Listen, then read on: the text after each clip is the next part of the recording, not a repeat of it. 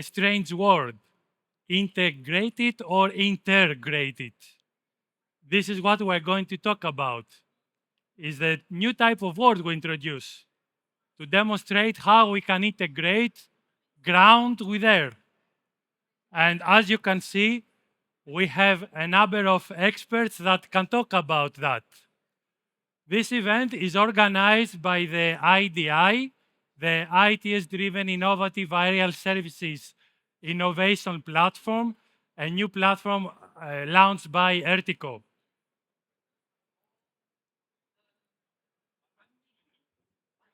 I am Vasilis Agouridas and I'm the co-chair of this newly founded platform. And I would like to give you an introduction about what it is all about. As you see, IDI stands for ITS driven, so the smart mobility aspect. And then is the innovative aerial services. This could be drones for different services. This could be future electric air taxis. We are here to discuss how the two can work together. The IDI platform was launched by Ertico during the ITS World Congress in Dubai last September. There was a press release at that point, and there were also media coverage about this new event where Ertico, a popular ground mobility private-public partnership, actually going to the air. This picture shows what is the vision of this new platform and, in fact, a new community. Imagine a world where aerial services seamlessly blend with ground and underground transport, monitoring and surveillance operations, creating not only a faster, but also a more flexible, secure, resilient, and ultimately sustainable urban environment. This is why the ITS-driven Innovative Aerial Services, or IDI, was established and powered by Ertico to be the gateway to actually make this vision a reality. IDI is about bridging the traffic horizons and communities between ground and air. It's about the cross-sectoral work we have to do all together to make reality something that is sustainable and responsible. And as you have seen here, the logo of IDI, it is this perhaps strange graphic. It is not that strange if I explain to you that it is a mix about a wheel and a propeller. So this is a seamless integration we want to achieve. It's something new. It's not the air, it's not the ground, it's not a wheel, it's not a propeller. IDI, it is a member of the innovation and deployment platforms that already Ertico has, and many of them are quite popular, like, for example, the Mass Alliance, or the sensors, the TISA, the TM 2.0, so many, working on different topics from the ground, communities advancing standards, or good practices.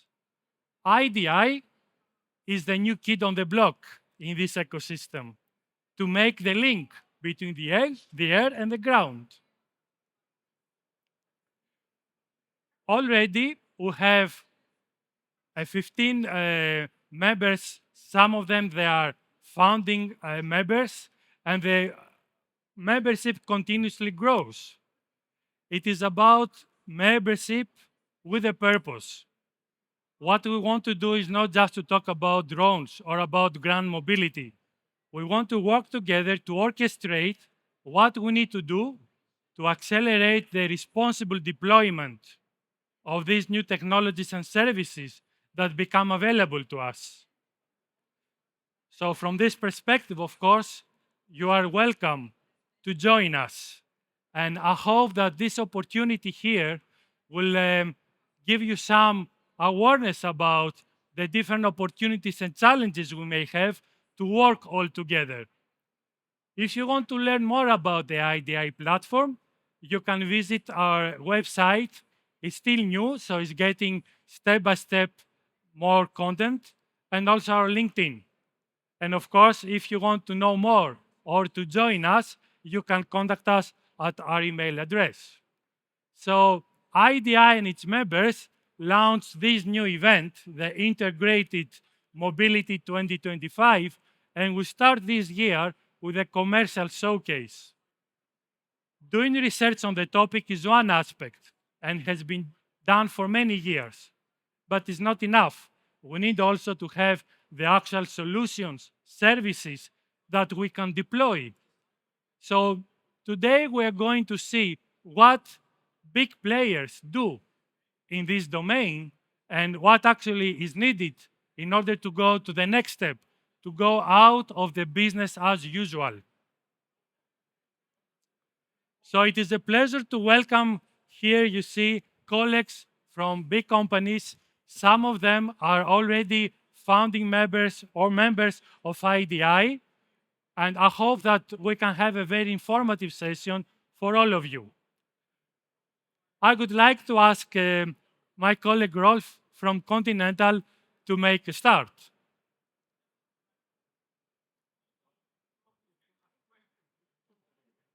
Welcome. Thank you.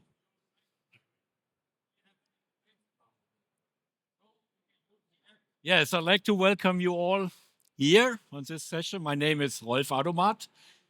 I'm in charge of Continental Automotive, and I'm responsible for vertical mobility, which includes drones and the nice topics we will see here now. So let me start with a video which really gives an overview about activities we have done recently within Continental, where we lifted our technology up to the third dimension. You can follow the video and see some examples on hardware, but also on our software and data services. And we say we can be partner for vertical mobility for all of you.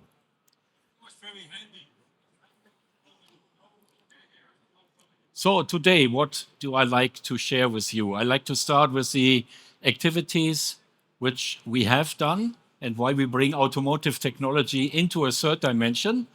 I want to give you some insights about components, manufacturing, where we come from, our core technology, and continue the journey to data services. And at the end, conclusion, what have we learned so far and what are challenges? So you might know Continental from a lot of technology from ground transportation. So we are automotive supplier with a global footprint and have a long history and a long experience in technology, more than 155 years. Don't want to bother you now with all the history, but my personal history in Conti began 30 years ago. So I had started my career in the aerospace with Daimler Aerospace and Dornier, and then entered Continental to support ground transportation and the automotive industry. And then 7 years ago, I decided to move into the central organization of Continental.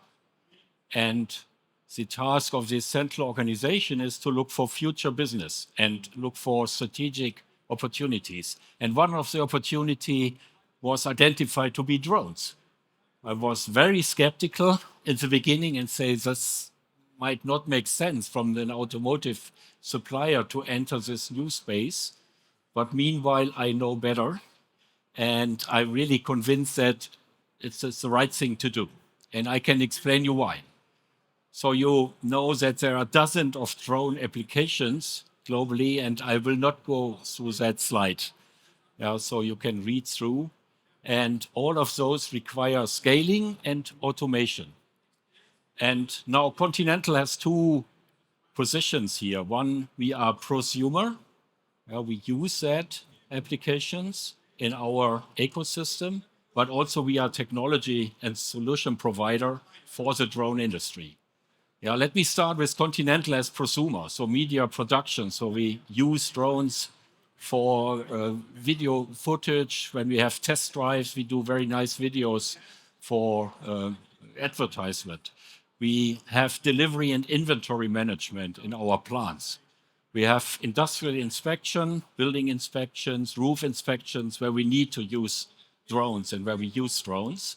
We have a mining business where we use drones to inspect conveyor belts and use that for predictive maintenance.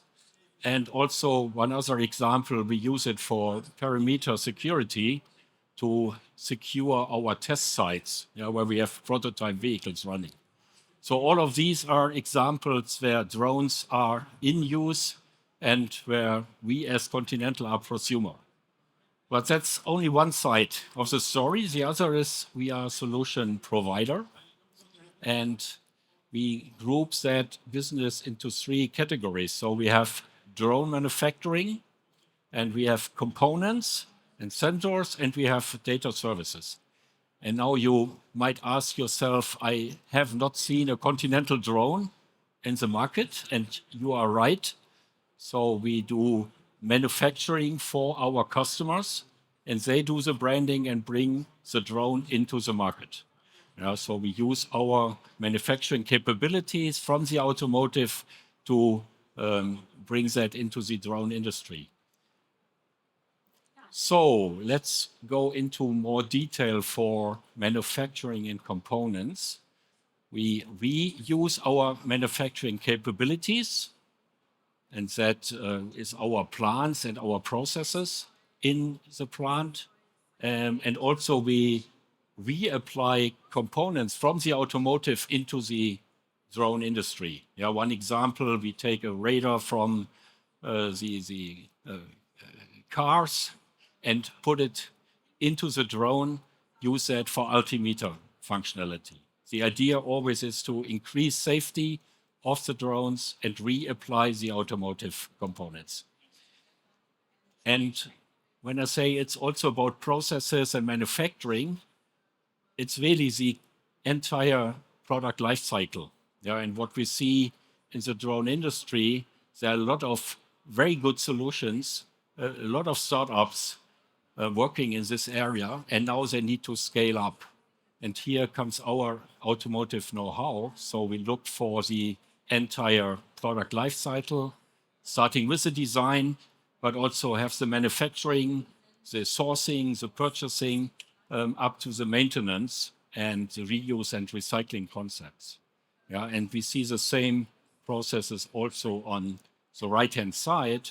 So we reapply that for drones.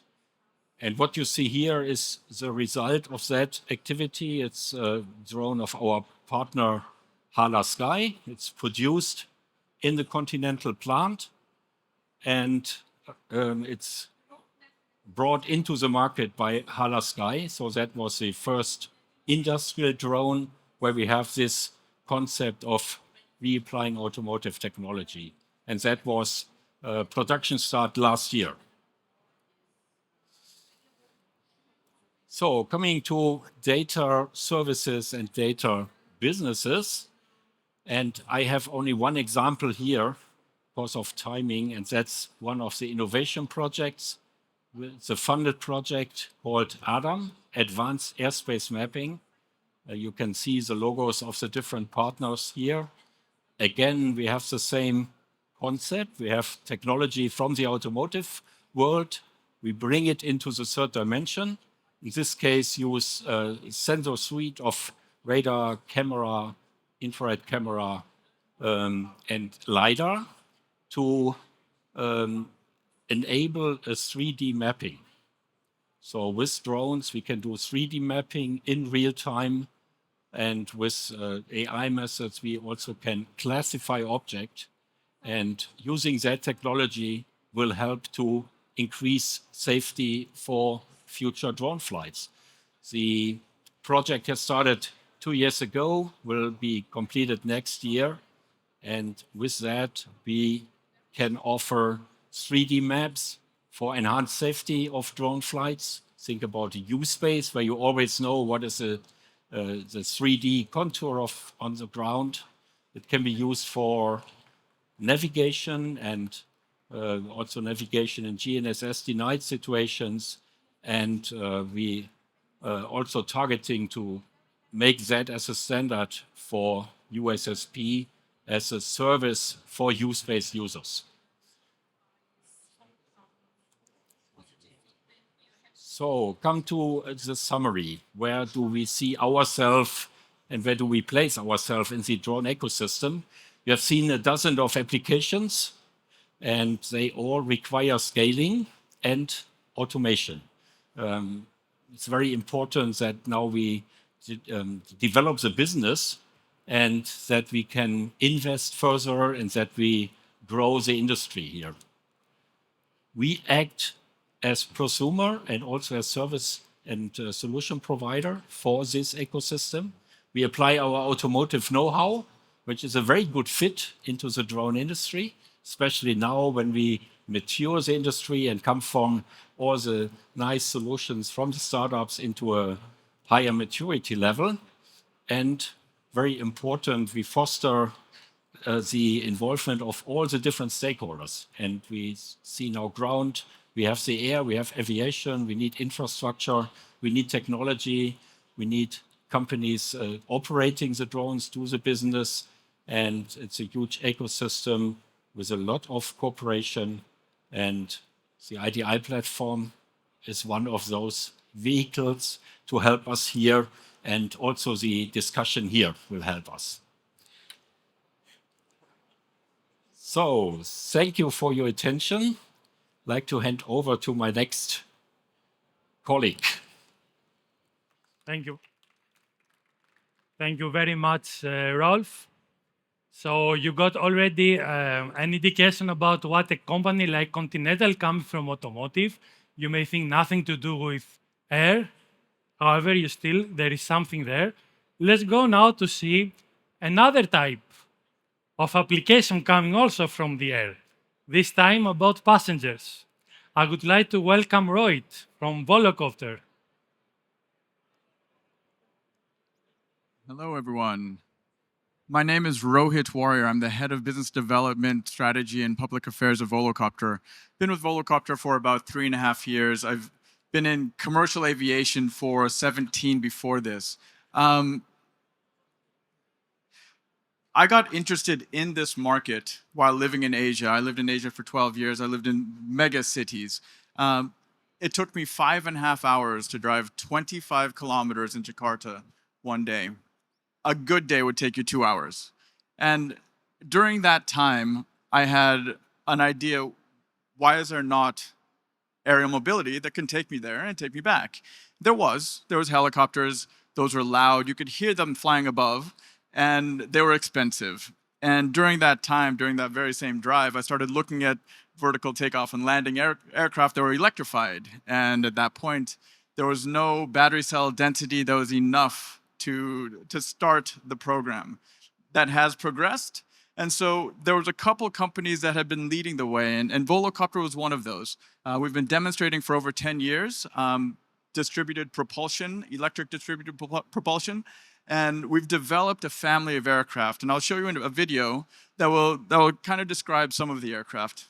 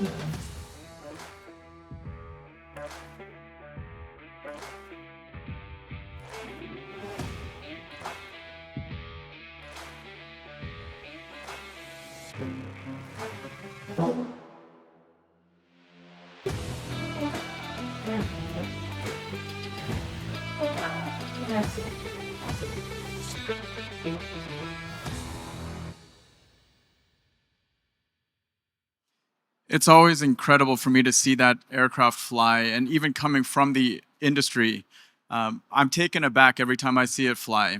And that's one of the things that continues to keep me interested in this market and keep me excited about this market. Volocopter has 2 aircraft that, with the combination of a diamond, they'll be type certified next year. Now, what that means is we will be actually able to do commercial flights. When we talk about design assurance levels, to get something in the air is substantially more difficult than having things on the ground. When you have cars, you're talking about design assurance level of, let's say, 10 to the minus 3. You get to trains, you increase that a bit to 10 to the minus 5. You get to general aviation and helicopters, 10 to the minus 7th. And then you go to commercial aviation, which is where the Boeings would be flying at 10 to the minus 9th. We are designing our aircraft for autonomy, although we will have pilots on board until regulations start with autonomy. But we are designing our aircraft also for redundancy, for that 10 to the minus 9th safety. Now, you can see from our aircraft, the Volo City is the first one that's going to be type certified, and that's going to be type certified next year. It's a simple design. There's no moving parts, no mechanical parts moving the rotors or the wings, excuse me. Now, what that means is it's easy to understand for the general public. You see a helicopter, but you see additional redundancy. You see 18 rotors instead of the 1. You see triple redundancy in flight control computers and the avionics. With this, it is incredibly safe, as well as reduction of the noise pollution. With the battery cell density currently, we are somewhat limited by what the payload is we can have, what the range is we can have. And we have to keep in mind that commercial aviation or aviation grade is always going to be a bit more conservative than that you can use on the ground. We don't talk about solid state batteries yet because it's not commercial aviation grade yet. And so we are already testing more dense batteries, which will help to increase the payload, increase the range. But our purpose is really to help decongest mega cities, metropolitan cities, whereas our combination with Diamond aircraft will allow for the commuter routes for general aviation aircraft to fly between the airports. The Volo City is designed for the urban missions. The use cases that we are targeting are tourism, sightseeing, public awareness, getting people to see these aircraft. They fly at a low altitude.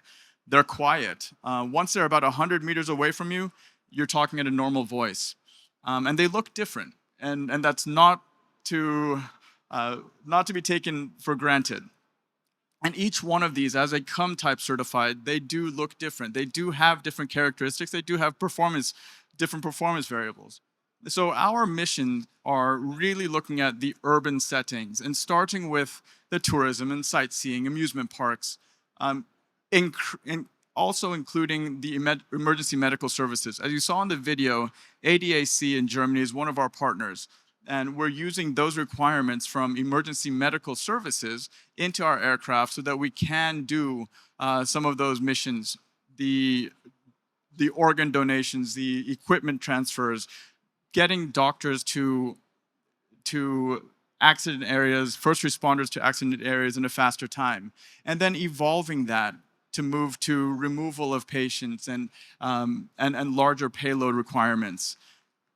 And ultimately, when we launch within a city to complement other transportation methods, we'll be ultimately looking for that air taxi, the intra-city connections, that is going from downtown to airport, downtown to other highly congested areas in the cities. And that's the ultimate goal of what we're doing here with Volocopter. As you saw in the video also, we flew in 2023 in New York. And this was a program that was put on by the city of New York in order to combat some of the opposition that was coming from the noise complaints from helicopters coming from the downtown area. We flew from the downtown Manhattan heliport and performed our flight beforehand. It was interesting that we were having opposition from Stop the Chop movement, who's a very loud, a very vocal voice in the US.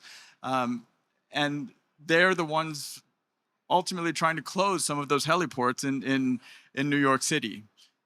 We flew, and immediately after that event, we saw the Stop the Chop movement came to me and basically asked, when can we get that aircraft in New York City? Now, obviously, it takes legislation, it takes regulations. It does take our aircraft to get type certified in order to do that. But the mission here is really to start with those 40 to 80 tourist flights per day that go up from downtown Manhattan heliport up to Central Park and down, and then evolve that to get to the ride-hailing, the air taxi services.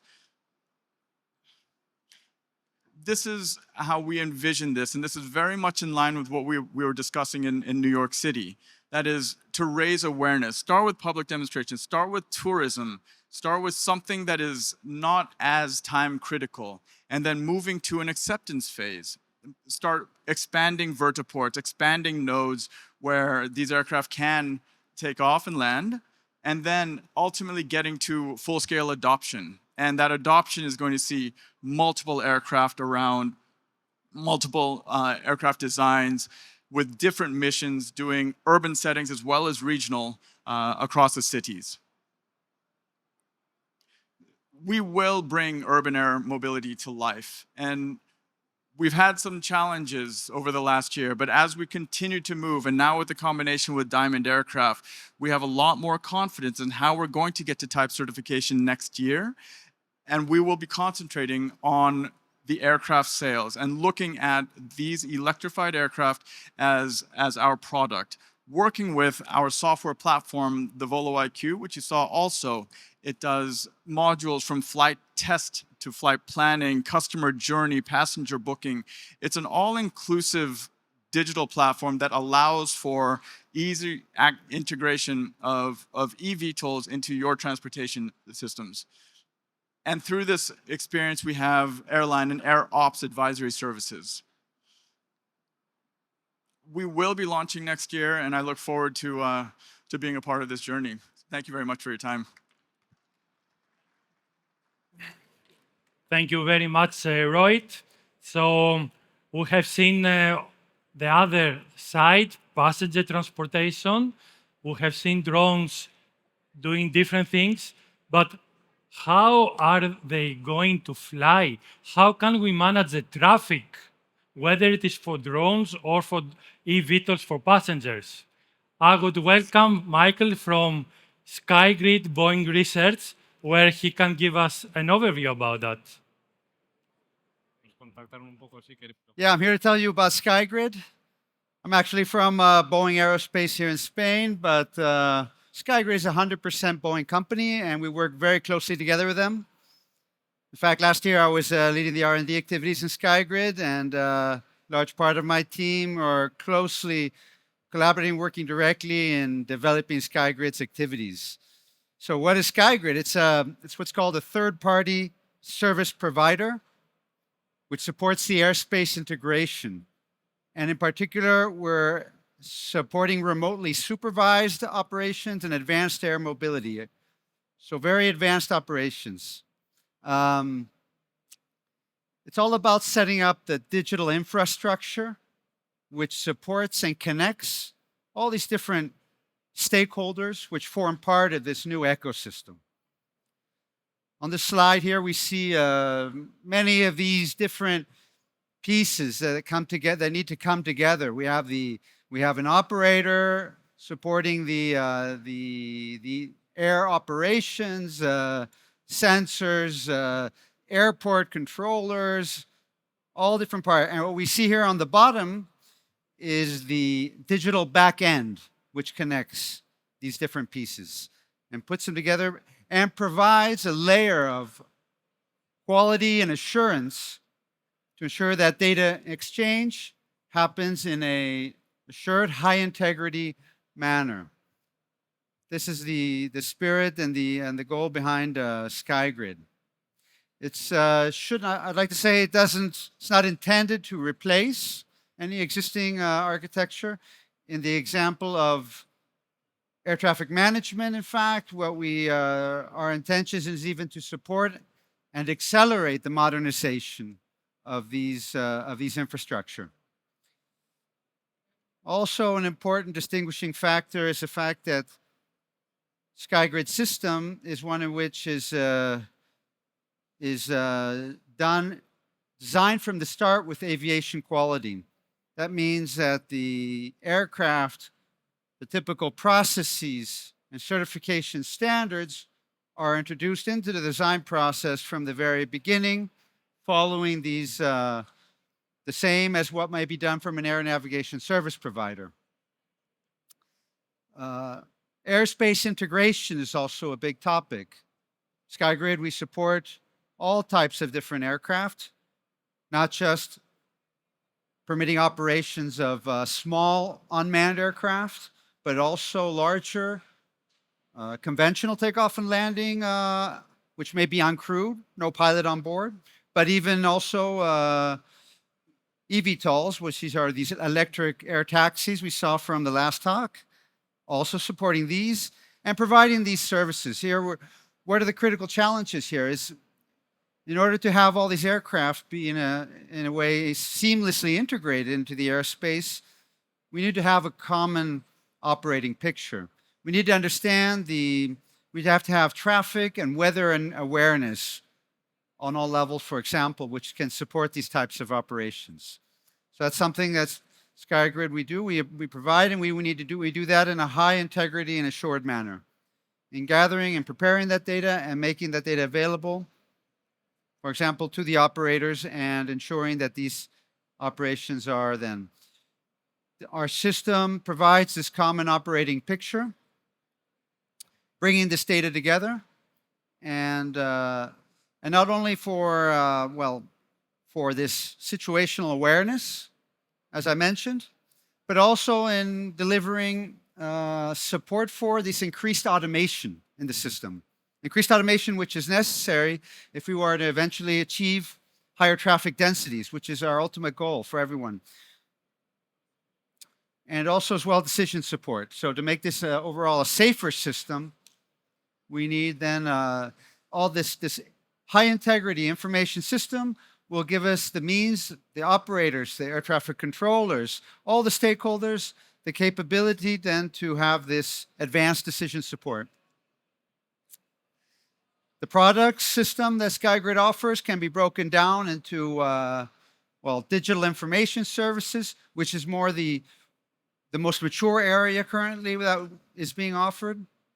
One in which, as I mentioned, gathers this data from various information services, sensors, ground-based infrastructure, gathers them, which involves like modeling the terrain, also weather sensors on different levels, ground-based traffic surveillance. Those are also good examples. And provides this and packages it in a high integrity manner to the clients.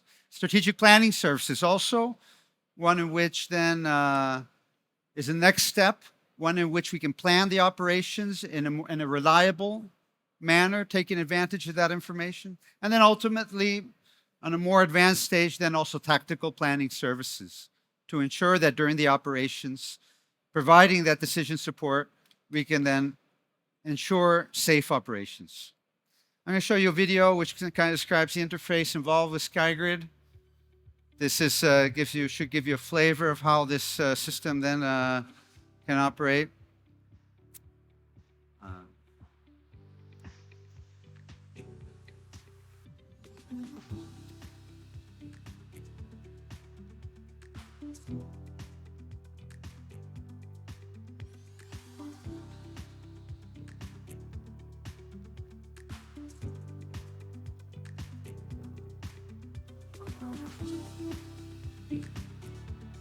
So SkyGrade is offering information on many different levels or layers. In fact, the name of its overall product system is called Strata, precisely representing these different layers of information.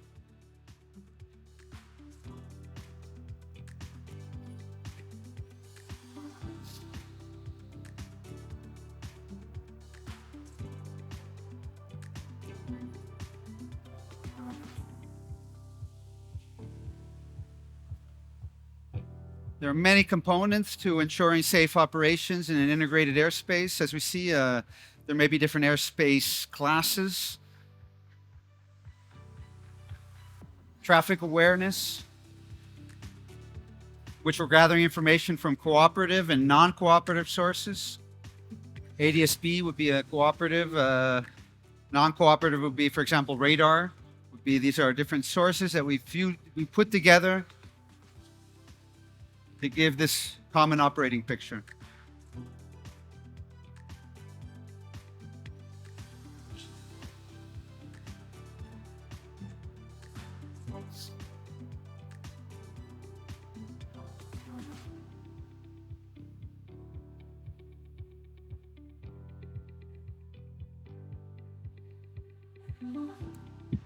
There was an event last week in Lisbon. There was a motivation behind this particular video, or is centered in this area. Weather is an also important format. So there are different weather layers that also that can be gathered. When this weather information is brought together, that then depending upon the performance of the different air class, the different airspace categories, well then these can transform into hazards, which can be then in turn transmitted to the operators and communicated to ensure that there's this awareness exists.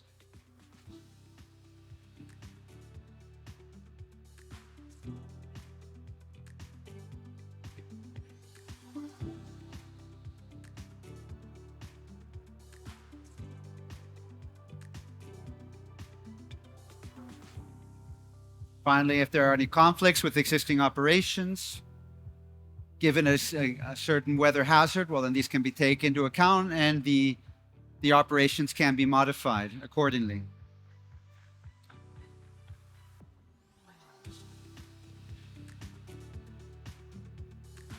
OTAMs are those are airspace advisories given by the air traffic controllers of varied nature, which also involve prohibited areas to fly. Again, another layer of the common operating picture, which is provided by our third-party service provider.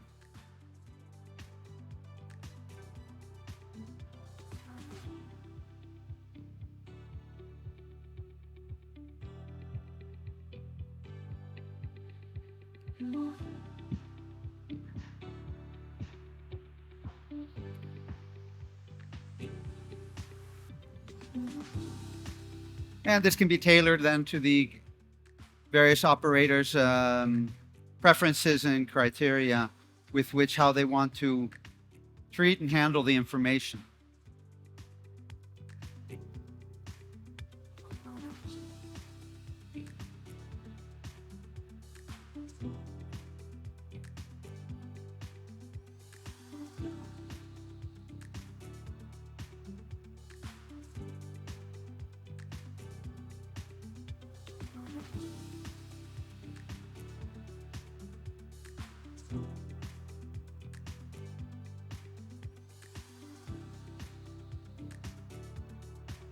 Well, maybe I'll move on. It's in the interest of time, I'm going to move on to the next one. So with this, I conclude. Again, SkyGrade is here to provide high integrity, high assurance, third-party data services for supporting this new types of future mobility that we're interested in putting into place. So thank you very much. Thank you very much, Michael. So you got a first feeling about what is to manage this new air traffic, whether it is smaller drones or bigger eVTOLs for passengers. But of course, as some of the speakers already talk about, it is not enough to manage the air. So we need to start thinking, okay, how can we start integrating with the ground? I would like to welcome our next speaker, which is Mauro from Indra. Indra is a company operating in different sectors, and he will share some of his experiences on this topic. Mauro. Thank you. Good evening, everyone. Is it working? Yeah. Good evening, everyone. Firstly, I would like to say thank you, Vasilis, and thank you to the IDI platform. On behalf of Indra and myself, it's a pleasure to share this session of the ITS Arena today. I will make also, secondly, a brief introduction of Indra. We are a worldwide company, around 50,000 employees. Although we are located in Madrid, based in Madrid, we have presence in more than 48 countries, and we have developed projects in more than 100 countries. And as Vasily said, we are a multi-sectoral company, so I always say that we are lucky to be able to develop solutions like the one I'm presenting today, in which we are making the link between air traffic control and ground traffic control by the way of using UAVs for traffic management. Okay, so the first question that I always make is why UAVs to support air traffic management? And I always focus on how is the ITS sensors that are currently on the market. We have to think that cameras, LiDARs, and those kind of sensors are fixed sensors that are not much flexible and sometimes have slow response times. So there are 4 key points. The first one is the aerial perspective. With a simple takeoff of a UAV, we can have a very big aerial perspective of what is happening in the road, so we can have much more information that, for example, a camera can bring. Real data sources.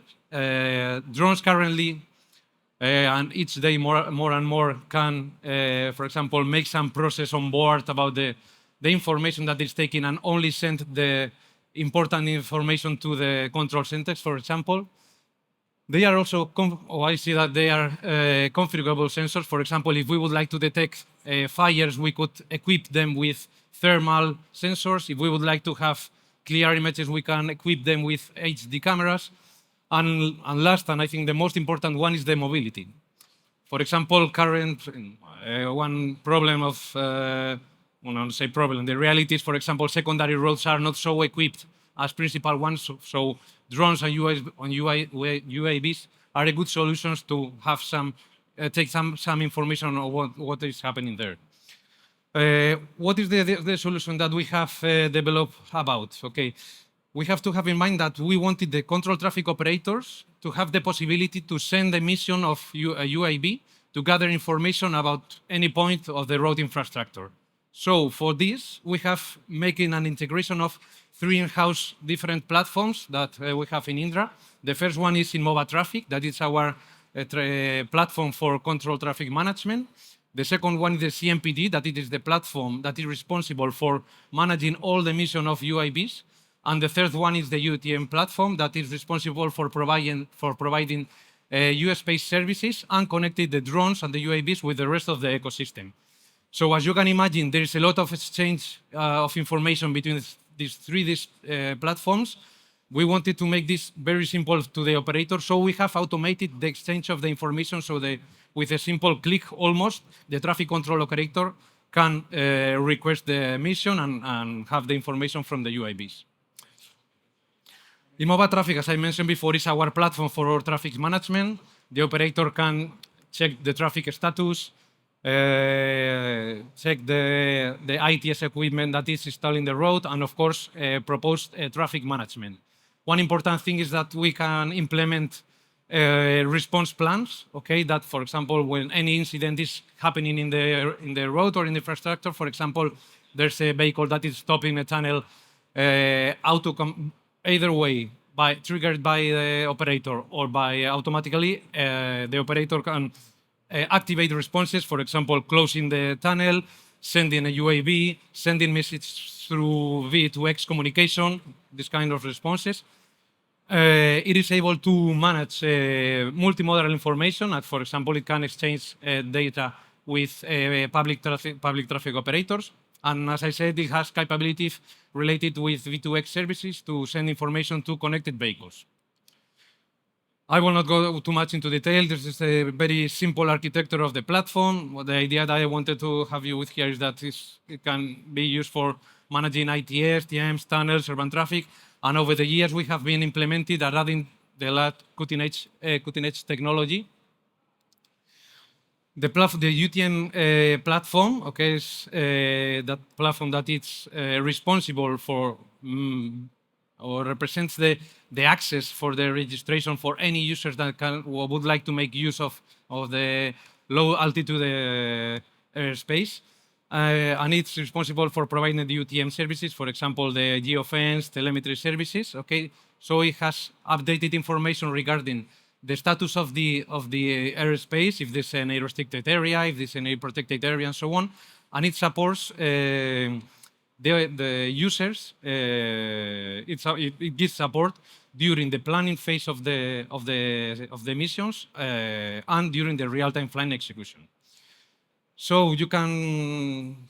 This is just some information that currently can be checked in our in mobile traffic, the traffic management platform. During the missions, that is the drone that has been allocated for the mission itself, the real-time telemetry, the area where it is moving the drone around, the onboard camera, the video, the streaming that the drone can provide in real time, and even analysis of the images.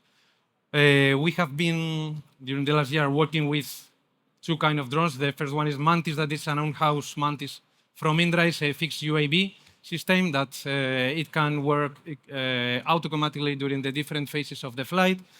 Well, it has a lot of capabilities, and also with some commercial drones that we have integrated that can provide different applications for different missions. We will see now a video of some tests that we have performed in the north of Spain with the local and national authorities.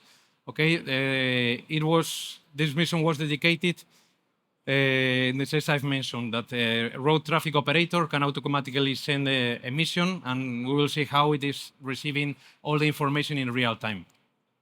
Well, this is before a mobile traffic front of the application. Okay, here we can see that there's an incident detected, receiving the information, then the draws and so on, but we will see better in this video.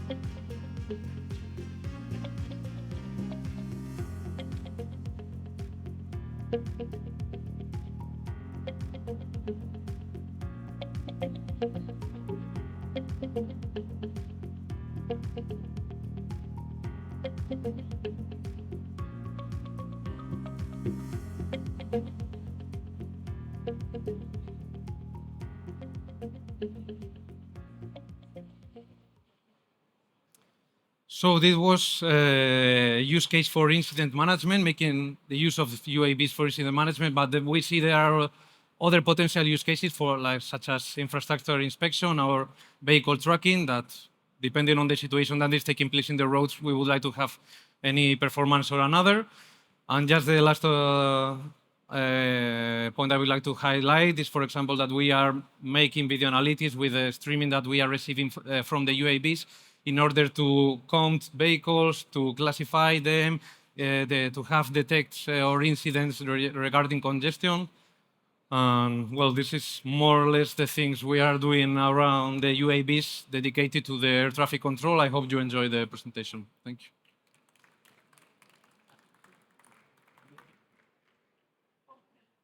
Thank you very much, Mauro. So we have seen the topics now of trying to connect the air and the ground.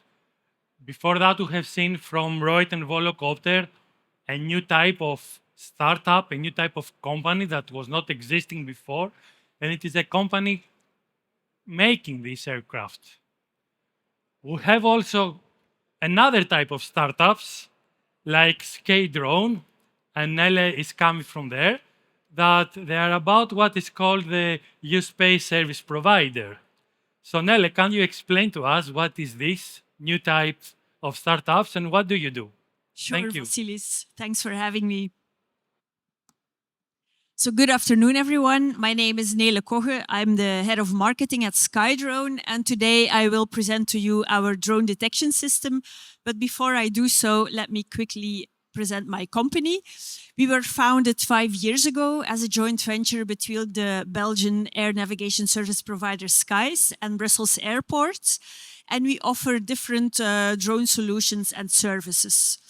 We started by building a UTM platform. So UTM, you already heard it before, it's unmanned traffic management. So basically it's a platform so drone operators can request flight authorization.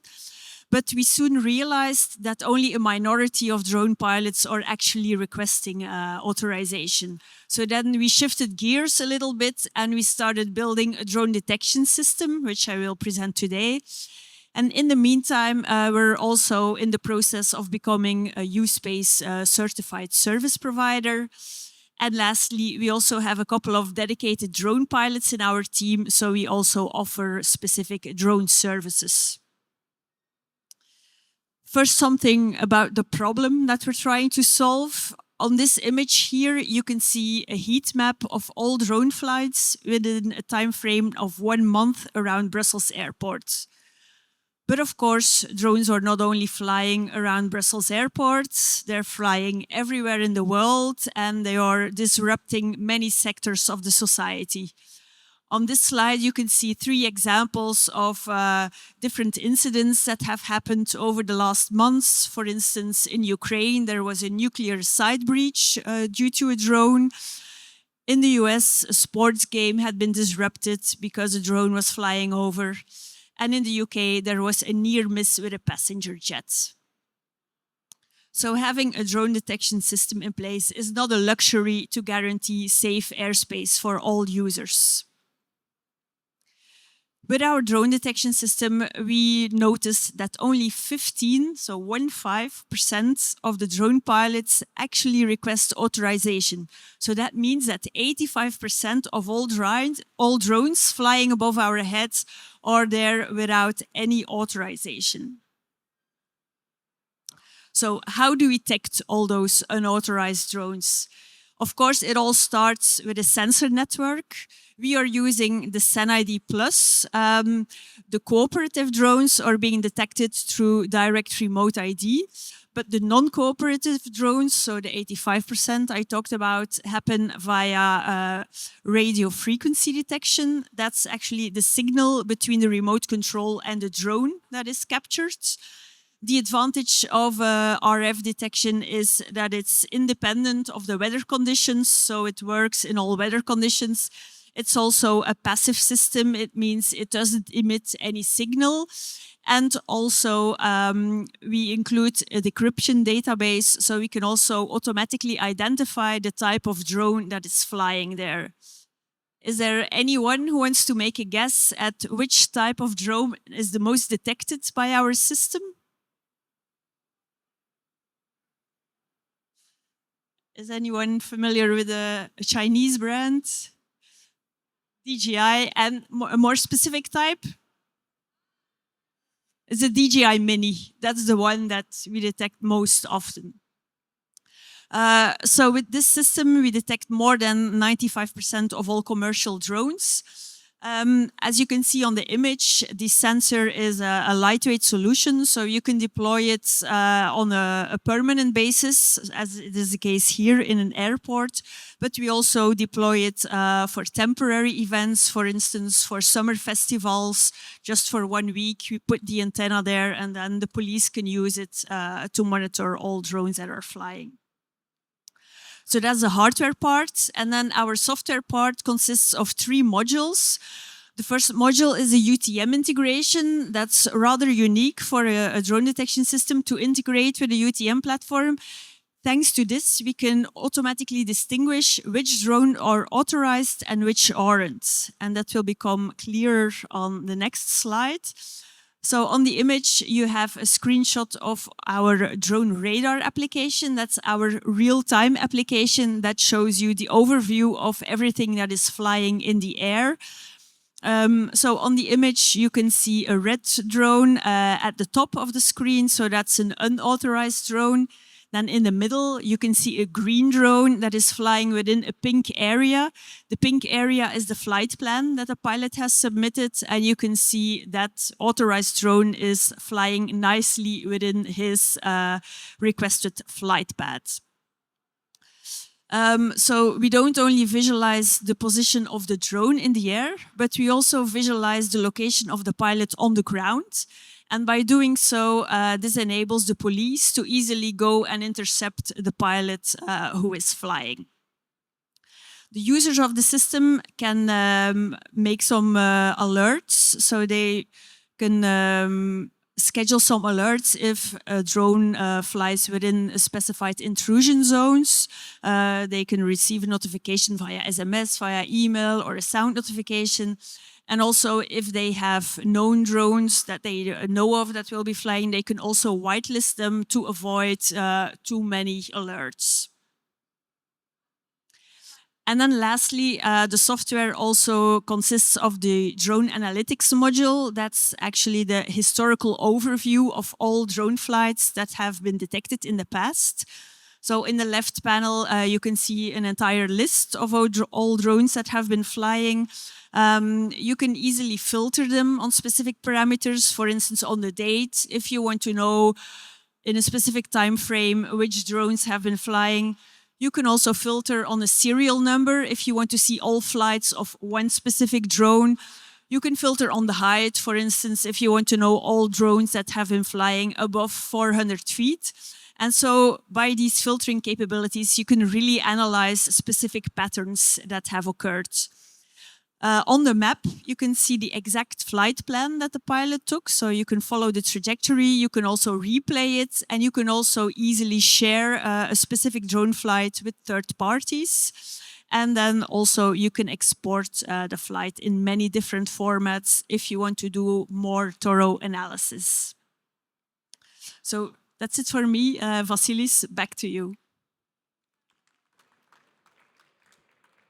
Thank you very much, Nele. So, new type of companies trying to help how we can actually authorize the flights of drones. This is a new type of company. It's called U-Space Service Provider. And one of the aspects is to have a better understanding about who is authorized. This is an important part for ensuring the security, not only the safety, but also the security we can have about who is flying. Is it a good use of a drone or not? From this perspective, you can understand that what is important is to ensure all aspects of security. And an important and even more emerging topic of security is cybersecurity. Already we have this issue about the ground operations, for example, with automated or autonomous cars. Same applies for the air.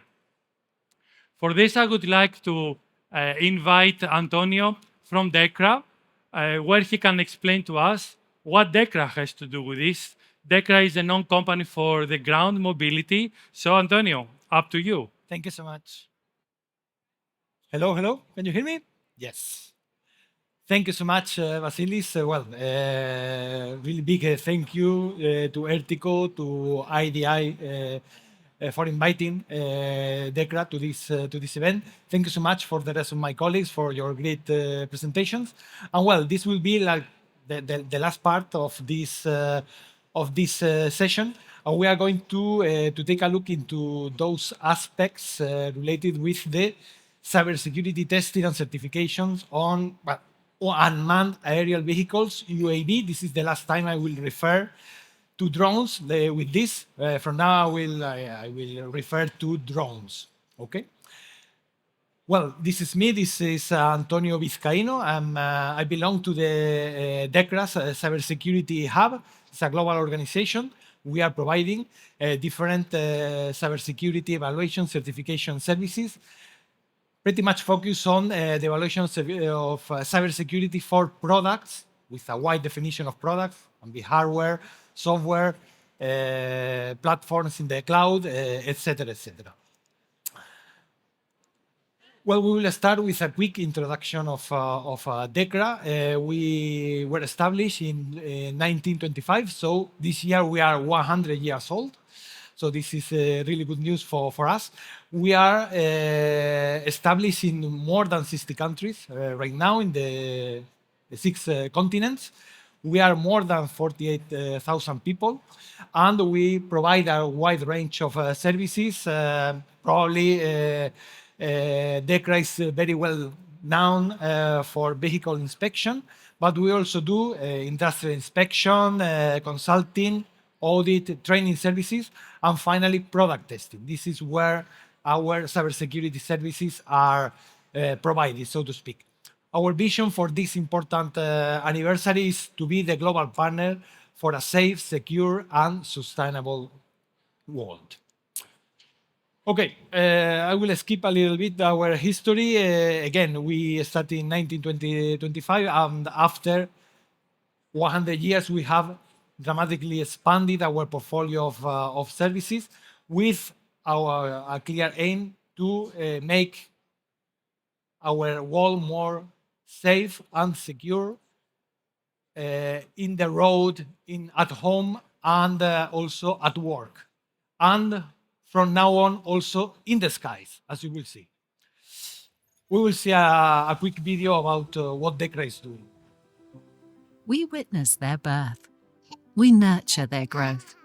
We stand by them as they learn to adapt and thrive in our world. We're always here, ensuring their safety and security, no matter what, no matter where. After all, technologies and innovative products have been with us from the very beginning.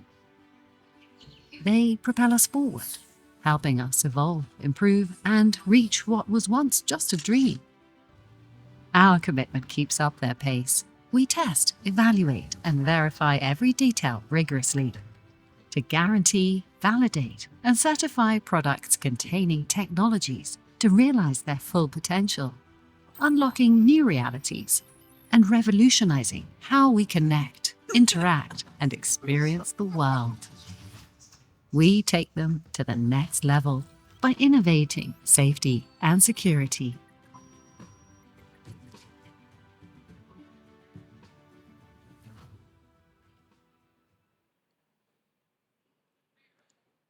Well, as you could see, very quick overview of what we are doing in DECRA with these 3 words in the center: safe, secure, and sustainable. And our cybersecurity services intend to comply with the secure motto of our vision. Okay. Well, from a cybersecurity point of view, in DECRA we have different locations worldwide. We have offices in North America, South America, Spain, Netherlands, Germany, Japan, mainland China, and Taiwan.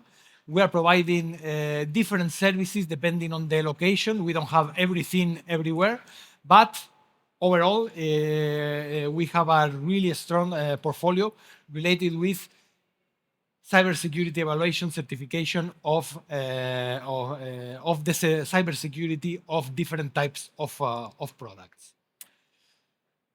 Our focus markets at the moment are automotive, consumer, ICT, industrial, system on chip, and medical. And well, as you could see in our timeline, we started as an automotive inspection company, so it's normal that it's one of our strongest focus markets. And probably from this automotive from this interest in automotive, and also combined with the consumer, ICT, industrial, we are developing also our capacity, our services for drones, for this air mobility ecosystem. Well, again, we have plenty of experience in intelligent transport systems, especially in B2X. So far we have been mostly moving in the ground. One example of this experience is the evaluation of B2X components for common criteria certification for the compliance with the EU CCMS and the CPOC requirements. This is probably the top tier of what we can do from a cybersecurity perspective. Common criteria is probably the most highly recognized security certification. In this case, we were evaluating and then supporting the certification of a B2X subsystem for vehicles belonging to LG Electronics. And well, this is one step that was really relevant on our side. We are very proud of it, but we need to continue moving. We need to continue improving our portfolio services. So we saw the possibility of expanding our existing services for ground transportation to aerial transportation. Okay, so well, this is where drones come into play. The use of these air vehicles is growing. I mean, my colleagues have provided enough proof of this. But well, now, as Nele has also indicated, the use of malicious drones has begun to emerge among criminals in order to disrupt the different activities that we need to protect, so to speak. So this is where our services, our proposal for drone evaluation certification comes into play. It's also important to note that there are plenty of regulations around the world related with drones, but they are mostly related with operational requirements, with operation of the drone ecosystem. But what about cybersecurity regulations for drones in the European Union? I mean, there are some regulations that indirectly impact or are related with drones. We have the machinery regulation that has some safety slash security requirements, and that can be applicable to drones. We have the Red Delegated Act for radio products, so most of drones will be subject to this regulation. And then finally, we have the new Cyber Resilience Act regulation that will be applicable from 2027 that defines important and critical products. For the moment, drones are not considered important or critical products under this regulation, so this is something that is under discussion, because not only DECRA, but all other players believe that drones should be considered like important or critical products due to the importance that they have and the potential impact of a security breach in a drone and its ecosystem. Okay, so there's nothing specific for UAV yet. There are initiatives to develop standards and regulations for UAVs, for drones in the European Union, including this ITS Europe IDI platform. In the meantime, until we have these new regulations, standards specifically designed for drones, DECRA has launched a certification program for UAVs, for drones. So the architecture is composed by the aircraft, the flight controller, the ground control station, communication data link, and of course the traffic controller and other I would say elements that could help to improve the security and safety of the operation, like the one that Nele has described about the detection of malicious drones, so to speak. Here we have the different communication types for drones. Anyone familiar with the V2X ecosystem will see this familiar as well. Drone-to-drone communication, drone-to-ground station, drone-to-network, drone-to-satellite. I mean, these are, I would say, somehow mimicking the ecosystem for vehicle-to-everything, the V2X ecosystem. Now we can describe very briefly the different drone types and how they can be characterized. I mean, I don't mean these categorization, these categories to be exhaustive, but it's very important to note that depending on the type of drone that we are talking about and the use case for which this drone is designed or is intended to, it may have different challenges when regarding cybersecurity. Okay, so taking into account the endurance, flight range, flight altitude, and also again the use case, we may need to define different levels of criticality, different levels of cybersecurity for these drones. Okay. Here I'm not going to elaborate too much about the typical vulnerabilities that we can find in a drone, but we can describe at a very high level that we have vulnerabilities related with the user, with the drone itself, with the gateway, with the wireless connectivity, and the applications that are surrounding the drone. So how to evaluate, how to test the security of a drone? I mean, we have to start somewhere. So from DECRA side, we decided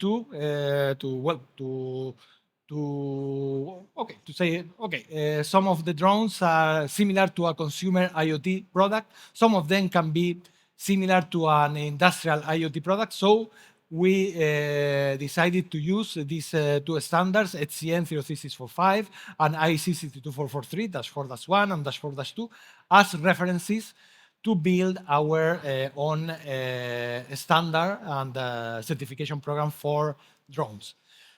Of course, these standards are really great, but they don't cover everything. So we had to include some advanced security requirements for drones. So including, as you can see here, embedded hardware fingerprinting, analysis of embedded network services, etc., etc.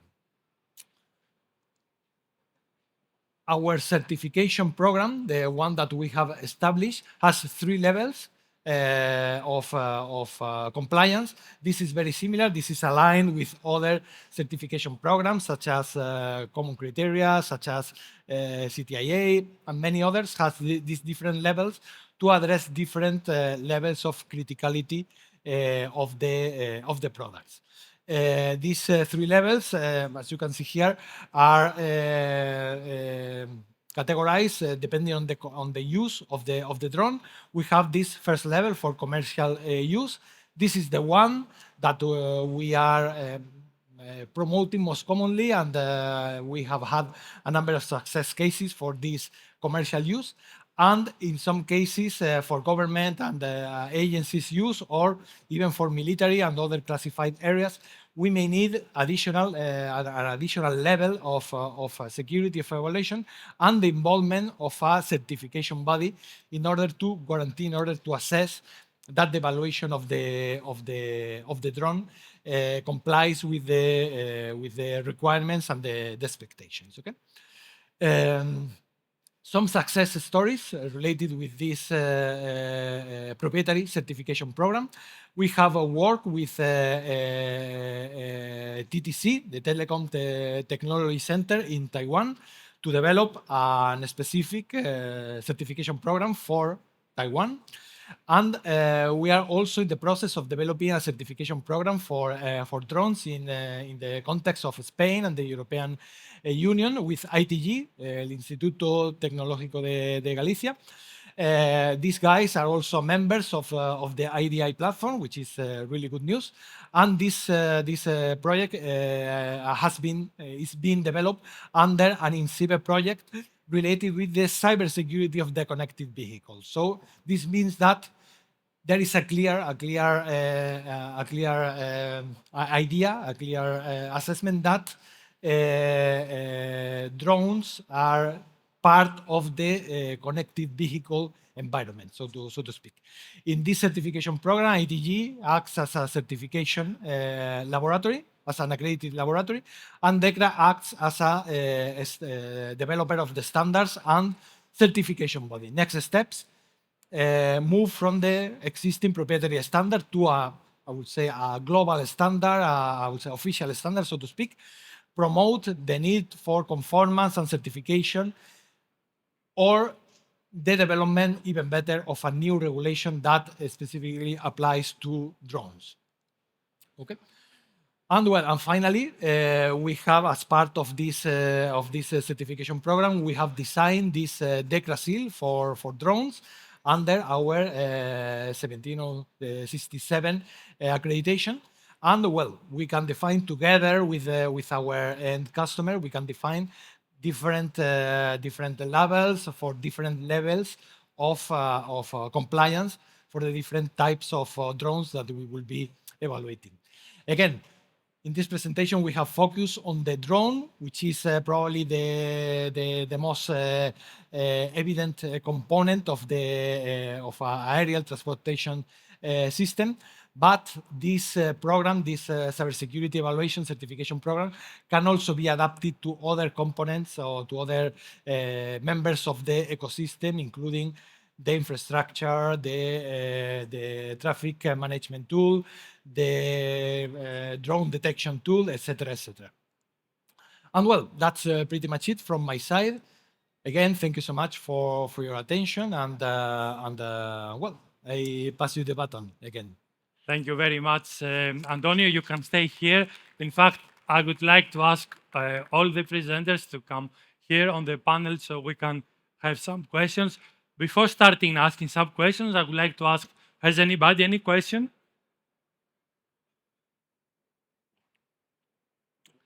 Please take your seats here. Okay, Jean-Charles Pandaziz from Ethico.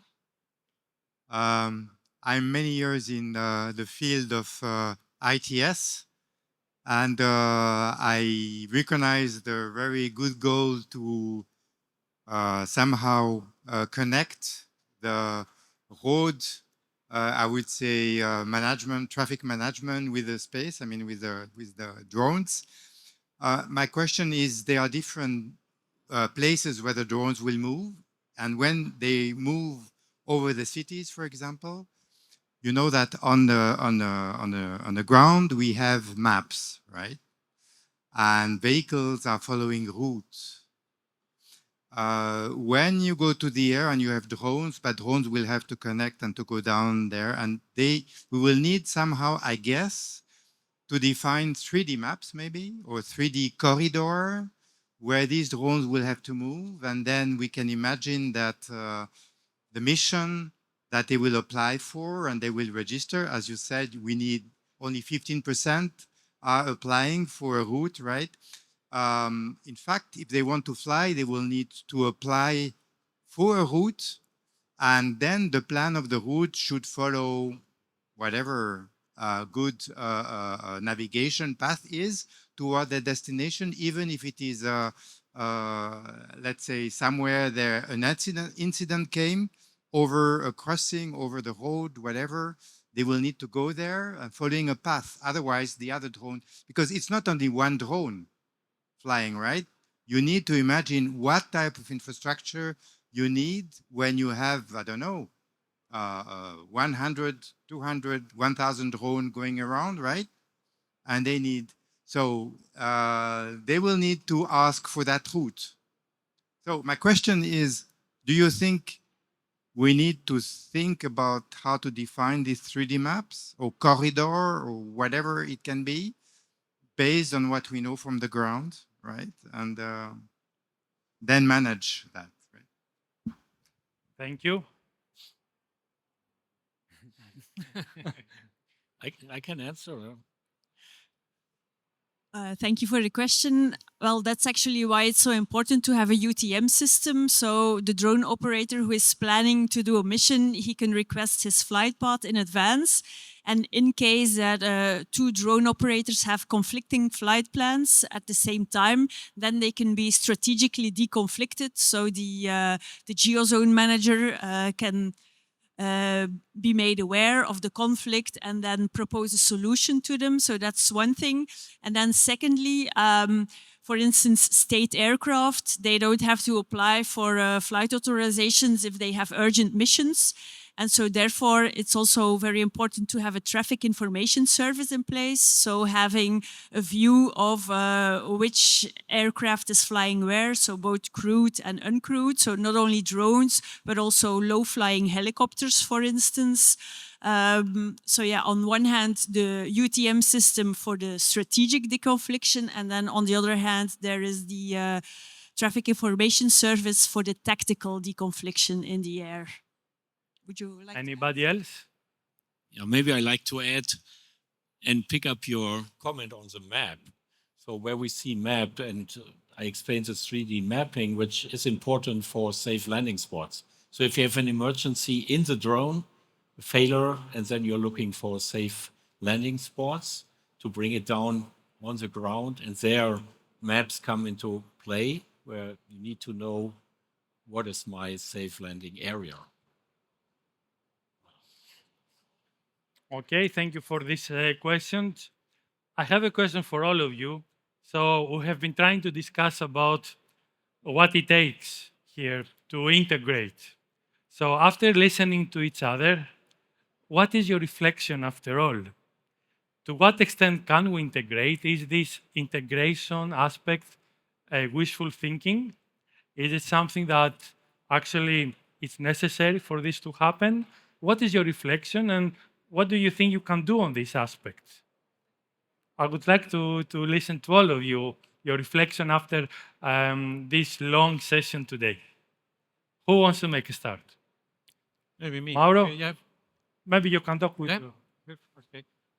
Of course, it's needed integration. I think, as we saw in our presentation, I think these two worlds must to be connected. I think, and this is something that is already feasible. Okay, there are some things that still need to be decided and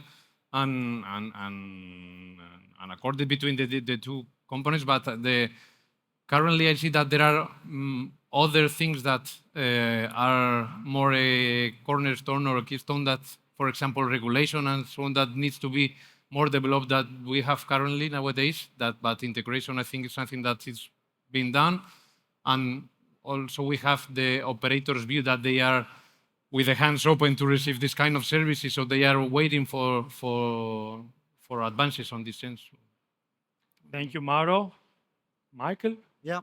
From my side, two items come to mind immediately. First of all, interoperability standards really help, and obviously integration, where the interfaces between these different partners are established and permit multiple USSPs to operate in the same environment, for example. And then another aspect, I think, which really enables, in particular, these safety critical systems where you can't just so easily test, is simulation. So simulation for me is a very key component in order to enable and test the integration of these operations.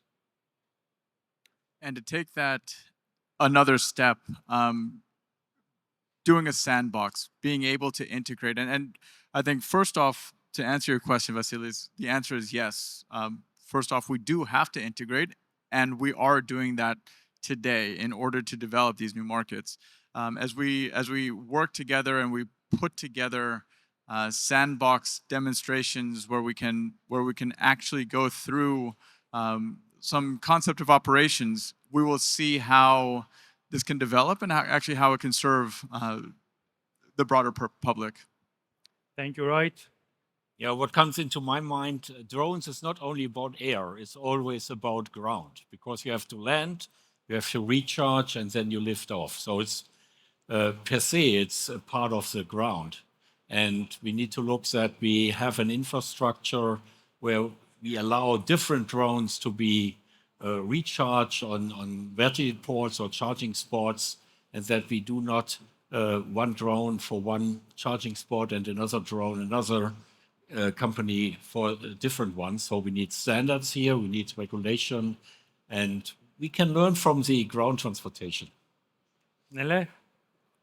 Yeah, I also believe that the ground and the air, they are connected and they can enforce each other. For instance, if an incident has happened on the road, then drones can immediately fly there and make the first assessment and give instructions to the safety crews. So they can definitely help each other.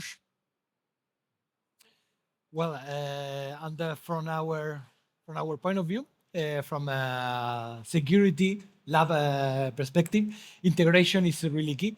I think that for drone ecosystem, we can learn a lot from the vehicle ecosystem, for the V2X automotive ecosystem.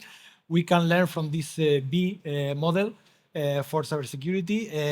It's necessary to take into account cybersecurity from the earliest stages of design, take into account this security by design, the secure development lifecycle concepts, start evaluating security from the very beginning of the process at design level, concept level, manufacturing level, and also during the operation, maintenance, and the end of life process of the system. We can follow this approach both for components and also for the system end to end. So yesterday it was also the Cities and Region Summit, and one of the working groups dealt with innovative aerial services. Cities were the main actor there, and one of the topic that it was discussed, it was about how can we build, how can we gain trust. One of the aspects was about time. Perhaps we need to wait. So I would like to ask all of you, you are working on different aspects of technologies. So we have emerging technologies here, whether it is for the UTM, the integration, the cyber, the actual aircraft. So from your perspective, how can we face these challenges of all of these emerging technologies in order to help to build this trust, which is part of the wider public and wider societal acceptance? What would be your reflection about what we need to do to build this trust that yesterday it was highlighted as one of the key elements? Yeah, I think it's a very good question, and I observed that many people are critical about drones. Maybe it's a typical cultural topic here in Western Europe. So it's about noise and privacy and so on. Yeah, so it's important to build that trust, exactly as you said, Vasilis. How can we do that? I think two things. One is communication, be transparent, and run pilots so that people can see it and feel it and not have a story, but have the real deployment and see the demonstration in the real world.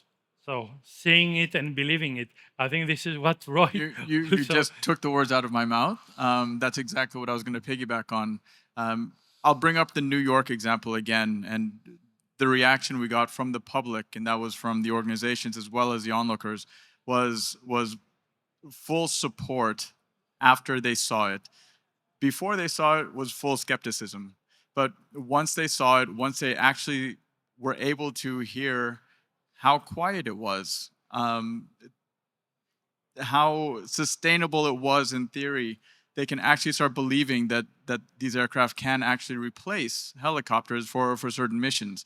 And so, again, took the words out of my mouth, seeing is believing. Thank you, Roy.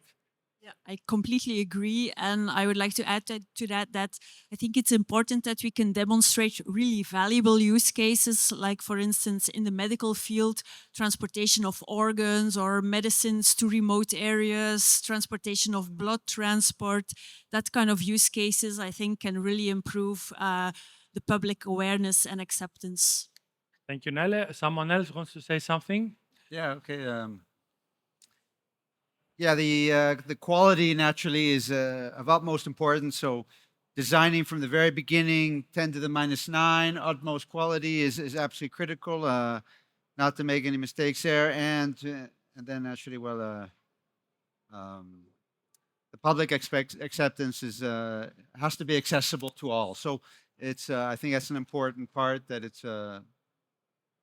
the whole population then can then participate in this new field. So Thank you very much. So we get already some prompts from industry about what is needed to go towards building this trust. Of course, here is about an ecosystem. At this moment, I would like to say this is the end of the first edition of the IntAIRgrated mobility. We focused on our commercial actors, but of course, it's a wider ecosystem. And this is why the IDI has been established. So I see already the colleagues from Ertico are here, and they are the people behind to make this platform get live. So I would like to invite them to share their thoughts about this work that we try all in order to orchestrate a complex ecosystem coming from the very different sectors. So first of all, I would like to ask Dr. Angelos Avnitis, which is also from ICCS. It is one of the founding members, also chairman of Ertico, to say a few short concluding words about our event today. Dear Angelos. Thank you very much, and thank you everyone, and thank you our very good friends here and colleagues that are participating and so all these interesting facts that they shared with us. I'm here both as Ertico chairman, but also as one of the founding members of this platform from ICCS. Of course, another perspective, which is the research. So my main message to you is that I think a platform like that is so important because it brings together all the different pillars. And one is what you discussed already, the commercial part, and the possibility for implementation of all the things that we are doing here. The other parts are also the research and innovation, of course, but also governance, regulations, cities, so users at the end of the day. So only if we put together all these elements, I think we can see a real implementation of this third dimension, as we call it, in mobility. And I think this is a very important message. And I'm very happy that Ertico is supporting this whole initiative. I think Ertico is a great platform to support this type of ideas and of new ideas in the whole ecosystem. And at the end of the day, at least for myself, the vision is one integrated transport mobility system for people and goods, and there air mobility has a clear role to play. So thank you very much again, and I'm looking forward for the next step, Vasilis. Thank you very much. Thank you. And please wait for us because we have a group photo after. And of course, for this, it needs to be operationalized. So we need an Ertico mechanism behind. So I would like to ask our CEO, Jos, to share his view about the new bold step we took last year. Ευχαριστώ, Vasilis. It's indeed a great honor for three reasons. One being that we have always dreamed of connecting the ground with the air. Two, we have the European Commission coming up with a new drone strategy and eVTOLs. And what we do is perfectly matching that, perfectly. Three is we have enormous assets. The assets are the knowledge, the capacity building, the cross-sector cooperation, and what we do on traffic management or use space in the air. We do on automation with digital twins, recognition. It's not about road signs and lane markings, but it's about other things. What I want to do is just, I'm not saying copy-paste, but bringing and transposing knowledge to the aviation community, the air community. The last thing is that what I see from the colleagues of EASA, the Commission, you worked for Airbus as well. So this aviation sector is a different sector. It's a bit like the energy sector for electrification or the telecom sector for connected automated driving. We are trying to connect these dots with them. They live in their own vocabulary, their own taxonomy, their own ecosystem. We live in ours. I think it's time to get married together and to connect each other. And that's exactly what we do. I love the name IntAIRgrated. It took me a bit of time to understand integrated mobility. So looking forward. And again, thank you. A warm applause for these gentlemen and lady and for Vasilis, great master of ceremony. Thank you. Thank you very much, Jos. And of course, this needs some direction. We need a strategy direction or an innovation in deployment. So, our director, Vlad, please share your thoughts about closing this event. Thank you, Vasilis. Thank you for inviting me to share my thoughts and close the session. Because this is a milestone, ladies and gentlemen. September 2024, Dubai, ITS World Congress, we started the flight. We took our idea of integrated mobility to the third dimension. And now, with the several funding partners then, and some here at the panel, some in the audience, we tripled the number of partners already in those 8 months with us. We are searching, as we promised, for the opportunities to fund the research and innovation initiatives as Ertico. Through various projects, we integrate and have already discussions among the different innovation platforms of Ertico and ITS-driven innovative aerial services. And with that, I want to invite both the Ertico partners, non-Ertico partners, the friends, the ITS community, the overall community to come and join our flight. It is a successful flight. Thank you very much all, and big round of applause. Thank you very much, Vlad.